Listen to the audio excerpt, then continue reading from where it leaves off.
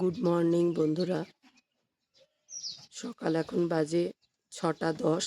আমরা উঠে পড়েছি অনেক আগেই, কিন্তু সেই কালকের মতন প্রচণ্ড কুয়াশা। এখন একটুখানি আকাশটা পরিষ্কার হচ্ছে, একটু সূর্যদেবকে দেখা যাচ্ছে, কিন্তু তাতেও সেভাবে কিছু কাঞ্চনজঙ্ঘার দেখা পাওয়ার কোনো আশাই দেখতে পাচ্ছি না।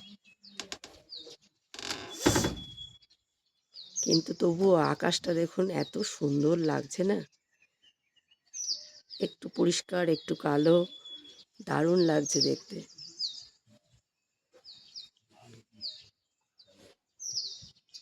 এখান থেকে একটুখানি সূর্যদেবের দেখাও পাওয়া যাচ্ছে।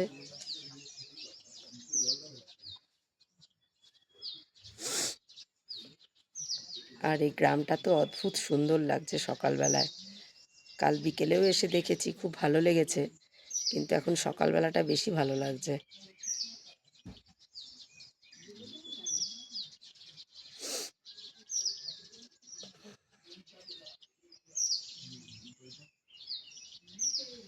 এখন আমাদের চা দিয়ে গেছে, আমরা এখন বিছনায় বসে বসেই চা খাচ্ছি।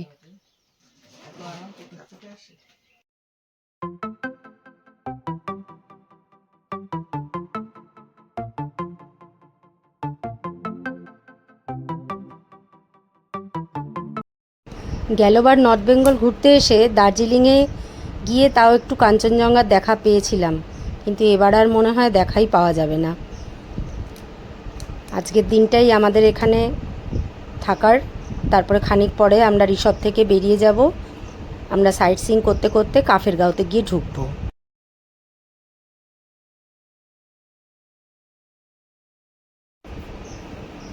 এখন সকাল 9টা বাজে, আমরা সবাই রেডি হয়ে ব্রেকফাস্ট টেবিলে চলে এসেছি। আমাদের ব্রেকফাস্টে আজকে পুরি, সবজি আর কলা দিয়েছে। এই খেয়ে আর দাদাদের 1 কাপ চা করে দিতে বলেছি। তো ব্রেকফাস্ট খাওয়ার পরে 1 কাপ করে চা খাবো, খেয়ে আমরা এখান থেকে বেরিয়ে যাব।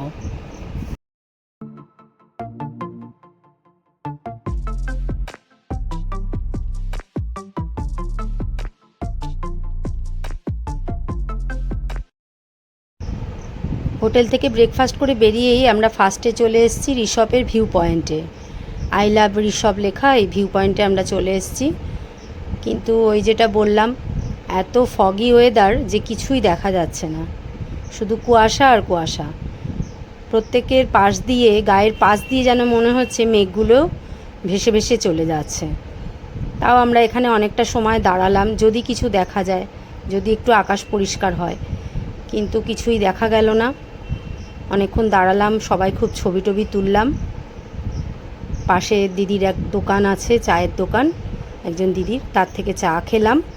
খেয়ে তারপরে আমরা আবার বেরিয়ে গেলাম এখান থেকে পরের গন্তব্যের উদ্দেশ্যে। রাস্তার দুধারে এত সবুজের সমারোহ যে দারুণ লাগছে। রাস্তা কোথাও উঠে যাচ্ছে ওপরের দিকে, কোথাও আবার নিচে নেমে যাচ্ছে। রাস্তার কন্ডিশন কোথাও বেশ ভালো, কোথাও আবার খুবই খারাপ, কিন্তু তবুও রাস্তা চলতে দারুণ লাগছে। শুধু যদি একটু কাঞ্চনজঙ্ঘার দেখা পাওয়া যেত, তাহলে মনটা সত্যিই ভরে যেত। কিন্তু যা হোক, এই যে মেঘের খেলা দেখা যাচ্ছে, এটাও কিন্তু ভারী ভালো লাগছে।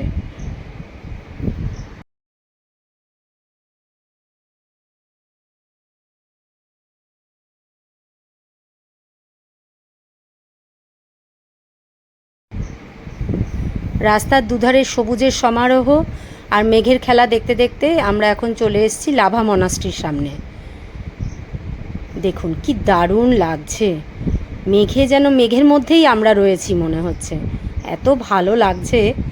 সত্যি এই রূপটাও কিন্তু অদ্ভুত একটা রূপ, দারুণ লাগছে। চলুন, আমরা বেশ অনেকটা উপর দিকে উঠে যেতে হবে, উঠে গিয়ে তারপরে লাভা মনাস্ট্রি। আমরা আস্তে আস্তে যাচ্ছি, আপনারাও চলুন আমাদের সাথে। বেশি দূর অবধি দেখাতে পারবো না, দেখুন খানিক দূরেই পুরো মানুষগুলোকে একদম যেন ধোঁয়াশা বলে মনে হচ্ছে। কি দারুণ দেখেছেন, অদ্ভুত লাগছে সত্যি। প্রকৃতির এক এক রূপ, এক এক রকমের সৌন্দর্য তার। এখানে দেখুন তিব্বতী ভাষায় কিছু ভগবানের বাণী লেখা রয়েছে।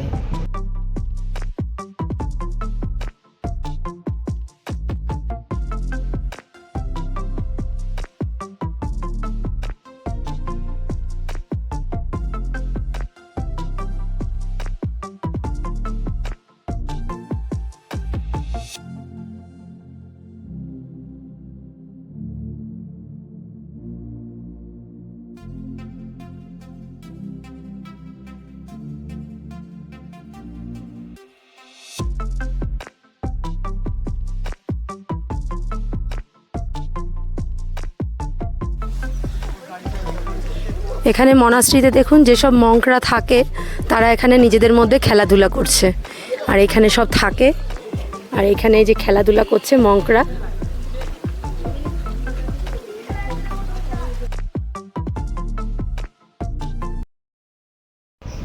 সমুদ্রপৃষ্ঠ থেকে 7000 ফিট উচ্চতায় অবস্থিত এই লাভা মনাস্ট্রি। তো এখানে যদি আপনারা আসেন শুধু মনাস্ট্রির সৌন্দর্যই উপভোগ করতে পারবেন না, মনাস্ট্রিটিকে চারদিক দিয়ে পাহাড়ে ঢেকে রেখেছে, পাহাড়ের যে সৌন্দর্য সেটাও আপনারা এখানে উপভোগ করতে পারবেন, কিন্তু যদি মেঘমুক্ত আকাশ হয় তবেই। আমরা যেহেতু মে মাসে এসছি, মে জুন মাসটা খুব ভালো ওয়েদার থাকে না, এত ফগি ওয়েদার দেখতেই পাচ্ছেন আপনারা, যার জন্য আমরা সেভাবে পাহাড়ের সৌন্দর্যটা উপভোগ করতে পারছি না। তবে মনাস্ট্রিটি এত সুন্দর করে সাজানো গোছানো, আর চারদিকে এত ফুলের গাছ, দেখুন কি ছোট ছোট ফুলগুলো, আর সেগুলোরও কি দারুণ সৌন্দর্য, অদ্ভুত সুন্দর লাগছে। কত রকমারি ফুল, কত রকমারি নাম না জানা ফুল, আর নানা রঙের ফুল, ফুল দেখলে সত্যিই মনটা ভরে যায়। এত ফুলের সমারোহ, এত সবুজের সমারোহ, এজন্যই মানুষ বারবার পাহাড়ে ছুটে আসে। এই সৌন্দর্যটাকে উপভোগ করার জন্যই মানুষের বারবার এখানে ছুটে আসা।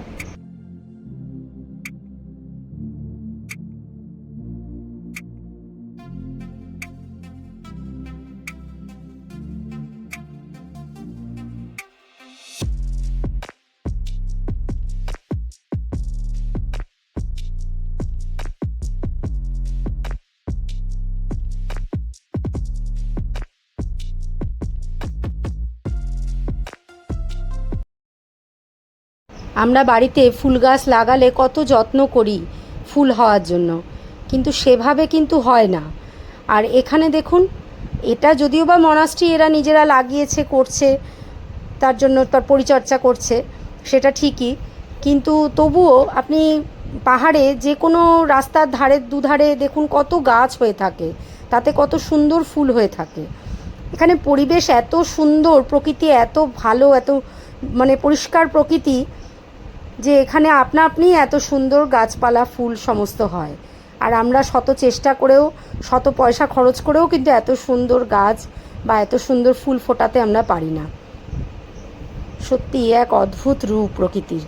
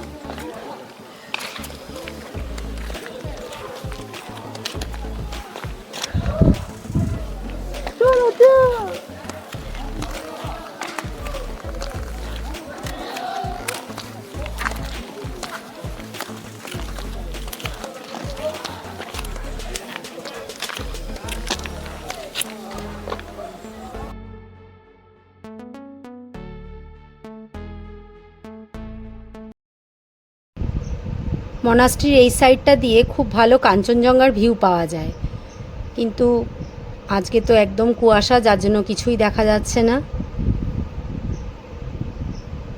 এখানে একটা দোকান রয়েছে, একটা শপ রয়েছে, আপনি এখানে খাবার জিনিস কিনতে পারবেন, বা আপনার ঘরে বাড়ির লোকের জন্য গিফট কেনার জন্য গিফট আইটেম আছে নানান রকম, খুব সুন্দর সুন্দর গিফট আইটেমগুলো আছে, আপনি দরকার হলে এখান থেকে সেগুলো কিনতে পারেন।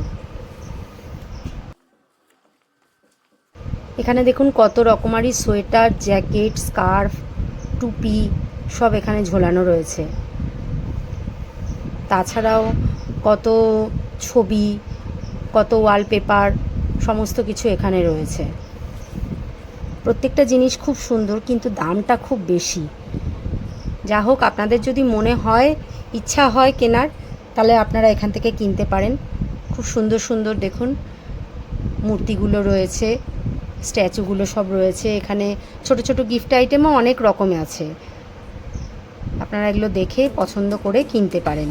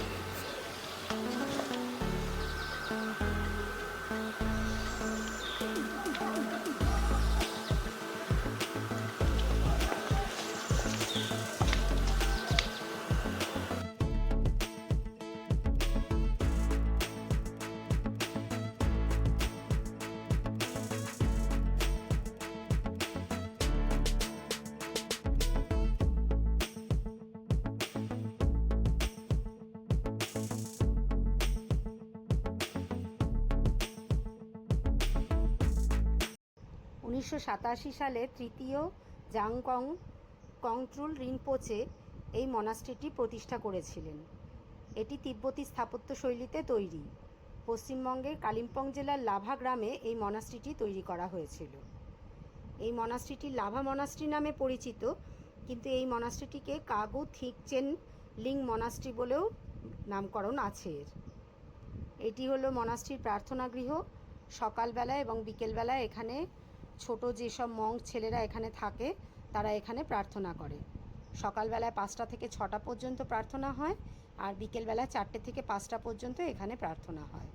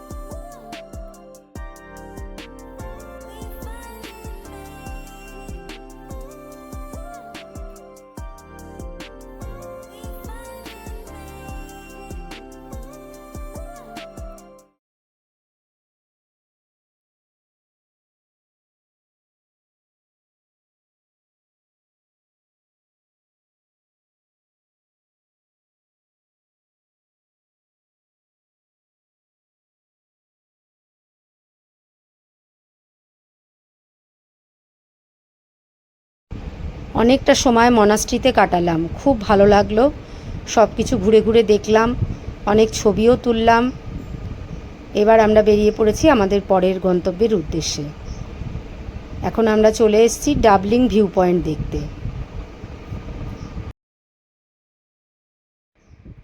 এটা হলো ডাবলিং ভিউ পয়েন্টের টিকিট কাউন্টার। এখান থেকে পার পার্সন 50 টাকা করে টিকিট কেটে আমরা ভেতরে ঢুকেছি।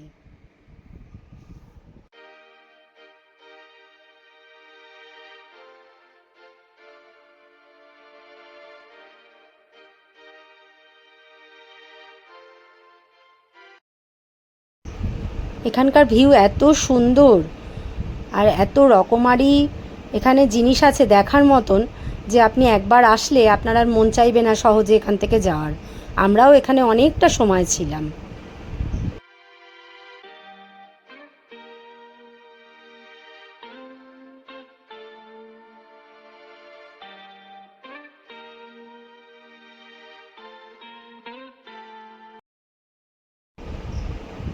এখানে একটি ক্যাফেটেরিয়া রয়েছে। এখানে আপনি চা, কফি, ম্যাগি, থুপ্পা, আইসক্রিম, অনেক রকমারি আইটেম এখানে পাওয়া যায়। আপনার যেটা ইচ্ছা হয় আপনি খেতে পারেন। আমরা আগে পুরোটা ঘুরে নিয়েছিলাম, তারপরে ওখান থেকে আমরা আইসক্রিম আর ম্যাগি খেয়েছিলাম। আপনারা কতটা দেখতে পাচ্ছেন জানি না, তবে উপর থেকে দেখুন তিস্তা নদীকে দেখা যাচ্ছে।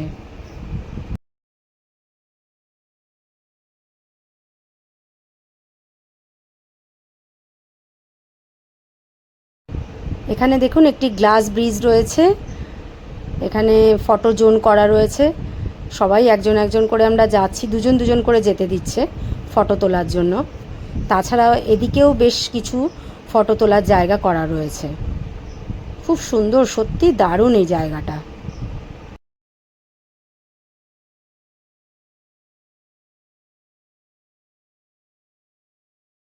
ডাবলিং ভিউ পয়েন্ট দেখে এবার আমরা বেরিয়ে পড়েছি আমাদের পরের গন্তব্যের উদ্দেশ্যে। এখন যাব আমরা লোলেগাঁও ইকো পার্ক দেখতে।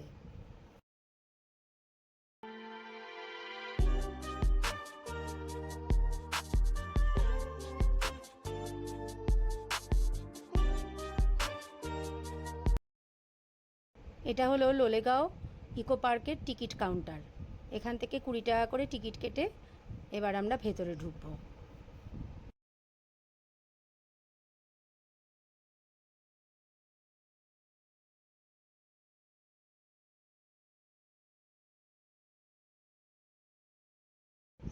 এই ইকো পার্কের ভেতরে বিশাল উঁচু একটা বুদ্ধের স্ট্যাচু রয়েছে, আর সামনে প্রচুর ওদের ধর্মীয় পতাকা দিয়ে সাজানো রয়েছে। খুব সুন্দর লাগছে দেখতে।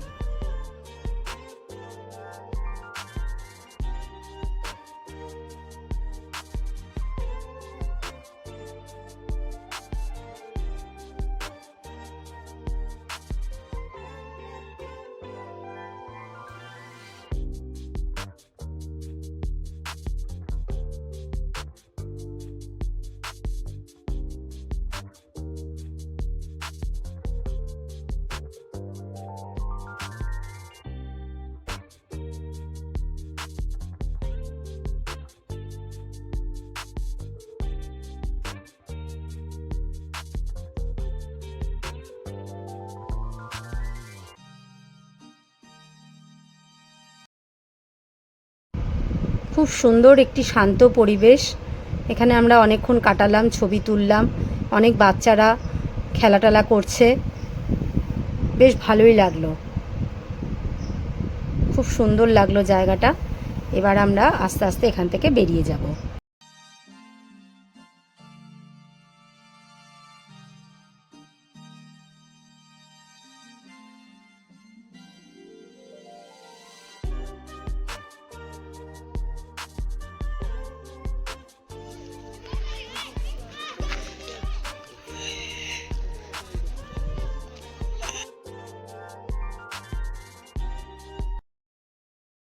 লোলেগাঁও ইকো পার্ক থেকে বেরিয়ে এখন আমরা আমাদের হোমস্টের উদ্দেশ্যে যাচ্ছি।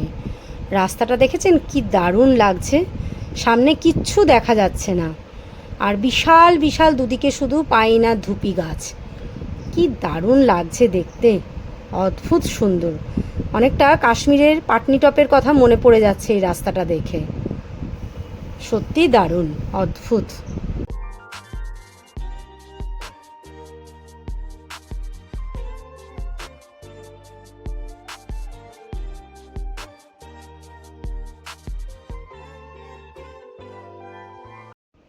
আমরা চলে এসেছি আমাদের কাফেরগাঁওর হোমস্টে, গ্রিন ভিউ হোমস্টে।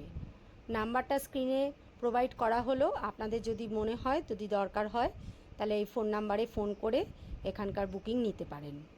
হোমস্টেটার পরিবেশটা খুবই সুন্দর, দারুণ সুন্দর পরিবেশটা। আর এই হলো রুমগুলো।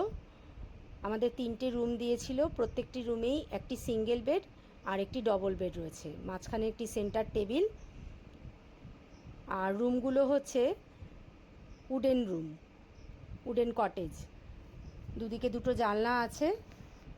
এদিককার জানলাটা দিয়ে, এই জানলাটা দিয়ে যদি আকাশ পরিষ্কার থাকে খুব ভালো ভিউ পাওয়া যায়। আর এই হলো বাথরুম। বাথরুমে যা বেসিক ফেসিলিটি থাকা দরকার সবই আছে, তবে বাথরুমটা খুবই ছোট। কিন্তু হোমস্টেটার পরিবেশটা খুব সুন্দর। ঘরগুলো খুবই ছোট ছোট, বাথরুমটাও ছোট। এটি আরেকটি রুম, এখানেও একটি সিঙ্গেল বেড আর একটি ডবল বেড আছে, সেন্টার টেবিল আছে একটি। 3টে রুম, 3টে রুমই একই রকম। আর এই হোমস্টেটা per head per day cost হচ্ছে 1500 টাকা করে। তবে আমরা যেহেতু প্যাকেজে এসেছি, আমাদের থেকে আলাদা কোনো চার্জ করা হয়নি, সব কিছুই আমাদের প্যাকেজের মধ্যে ইনক্লুডেড।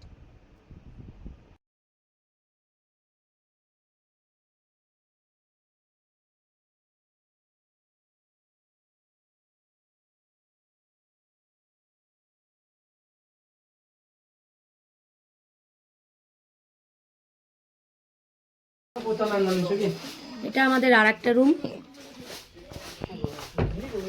এটাতেও ডবল বেড, একটা একটা সিঙ্গেল বেড, সেন্টার টেবিল আছে একটা। সবচেয়ে বড় কথা, প্রত্যেকটা রুমে একদম জানলা দিয়ে, যদি আকাশ ভালো থাকে, মেঘ যদি না থাকে, তাহলে খুব সুন্দর কাঞ্চনজঙ্ঘার ভিউ পাওয়া যাবে। এটা বাথরুম, বাথরুম একই রকম সবকটাই। ওই দুটোতে যা ছিল এটা তো সেই একই আছে, সেম যাবে যদি আকাশ পরিষ্কার থাকে। তো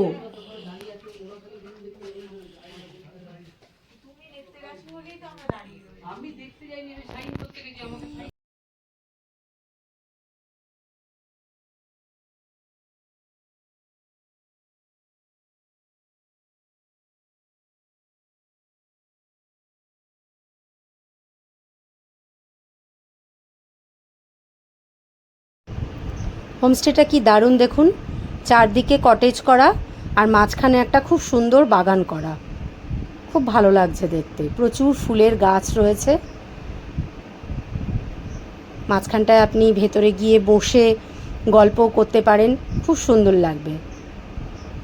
এই হলো আমাদের হোমস্টের কিচেন এরিয়া। অনেকটাই বেলা হয়ে গেছে, এখন আমরা আগে যাচ্ছি খাওয়ার জন্য। খিদেও খুব পেয়ে গেছে সবার, আগে খেয়ে নিই, তারপরে সব কিছু হবে।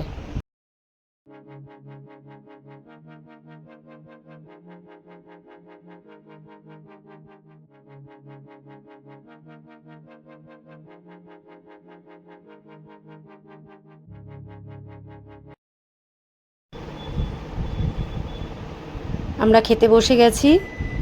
ডাল দিয়েছে, এটা একটা চচ্চড়ি মতন, বিনস দিয়ে আলু দিয়ে দিয়েছে, আচার, এখানে আছে পাঁপড় ভাজা, আর তাছাড়া পেঁয়াজ লঙ্কাও দিয়ে গেছে, আর ডিম দিয়েছে।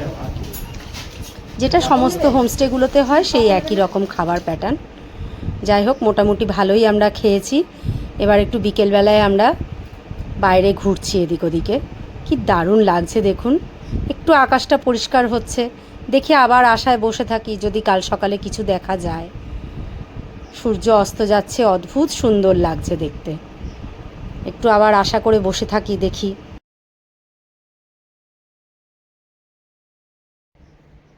বিকেল থেকে অনেক গল্প চলছিল, সবাই এক জায়গায় বসে থেকে।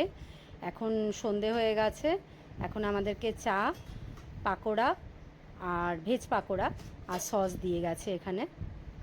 সবাই একসঙ্গে বসে একটু গল্পগুজব হচ্ছে।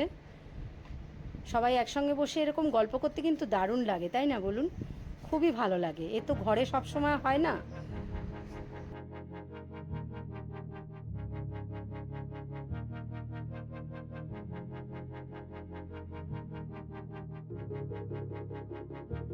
রাত্রিবেলায় পাহাড়ের খাঁজে খাঁজে আলো জ্বলে রয়েছে, এত ভালো লাগছে দেখতে, দারুণ লাগছে। রাত এখন 9:30 বাজে, আমরা চলে এসেছি আমাদের কিচেন এরিয়ায় খাওয়ার জন্য। ডিনার আমাদের দিয়ে দিয়েছে, রুটি, আলু ভাজা, চিকেন আর সাথে পেঁয়াজ আছে।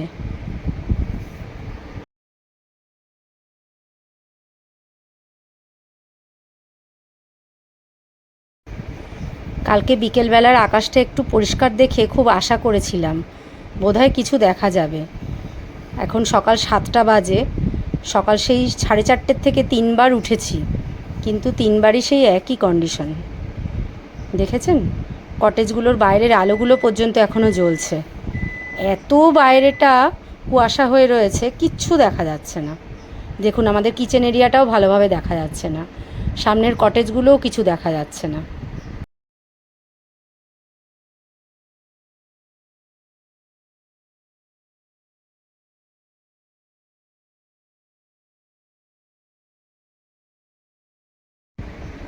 দেখুন বৃষ্টিও শুরু হয়ে গেছে, শুধু এটারই অভাব ছিল, এই অভাবটাও ভগবান পূরণ করে দিয়েছে।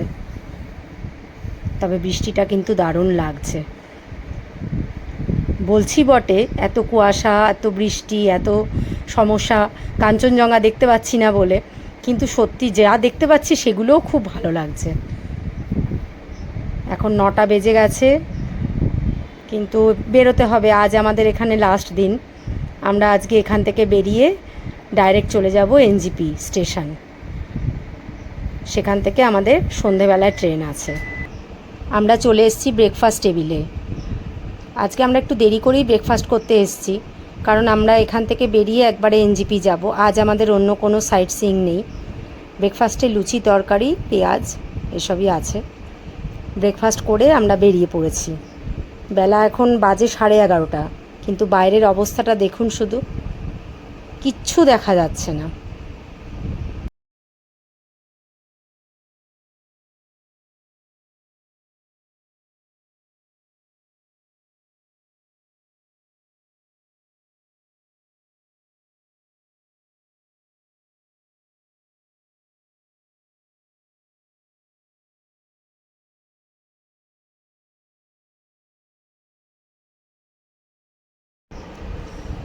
এই বিদায়বেলায় আমরা আর একটা জিনিসও দেখে নিলাম। এখন আমরা চলে এসেছি নর্থ বেঙ্গলের ফেমাস লুপ ব্রিজের উপরে। বেশ ভালোই লাগছে দেখতে। যা হোক, ভিডিওটা এখানেই শেষ করছি। আপনাদের যদি ভালো লাগে তাহলে অবশ্যই লাইক করবেন, শেয়ার করবেন আর সাবস্ক্রাইব করে তিয়াশার পাশে থাকবেন। আজ এই পর্যন্তই, দেখা হবে আবার পরের কোনো ভিডিওতে।